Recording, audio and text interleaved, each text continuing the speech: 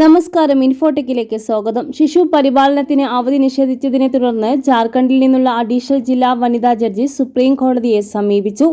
Chief justice B R. Gavai, justice Augustine George Masih എന്നിവർ പരിശോധിച്ച ഹർജി വ്യാഴാഴ്ച പരിഗണിക്കാമെന്ന് കോടതി അറിയിച്ചു. ഒരു കുട്ടിയുടെ അമ്മയായ തനിക്ക് അവധി നിഷേധിച്ചെന്ന് ഹർജിയിൽ പറയുന്നു. സ്ഥലം മാറ്റം കിട്ടിയപ്പോഴാണ് ജഡ്ജി കുട്ടിയെ നോക്കുന്നതിനുള്ള അവധിക്ക് അപേക്ഷ നൽകിയത്. ജൂൺ 10 മുതൽ ഡിസംബർ വരെയുള്ള അവധിക്കായി നൽകിയ അപേക്ഷ അനുവദിച്ചില്ല. എന്തുകൊണ്ടാണ് നിരസിച്ചതെന്ന് ചീഫ് ജസ്റ്റിസ് ചോദിച്ചു. വ്യക്തമായ കാരണം പറഞ്ഞിട്ടില്ലെന്ന് ഹർജിക്കാരി മറുപടി നൽകി. തുടർന്നാണ് കേസ് ഉടൻ പരിഗണിക്കാമെന്ന് ബെഞ്ച് അറിയിച്ചത്. കുട്ടിയെ നോക്കാൻ അവധിയില്ല. സുപ്രീം കോടതിയെ സമീപിച്ച അഡീഷണൽ ജില്ലാ വനിതാ ജഡ്ജി. കൂടുതൽ വാർത്തകൾക്ക് വേണ്ടി നമ്മുടെ ഈ ചാനൽ സബ്സ്ക്രൈബ് ചെയ്യാനും തൊട്ടടുത്ത ബെല്ലൈക്കൻ എനേബിൾ ചെയ്യാനും മറക്കാതിരിക്കുക.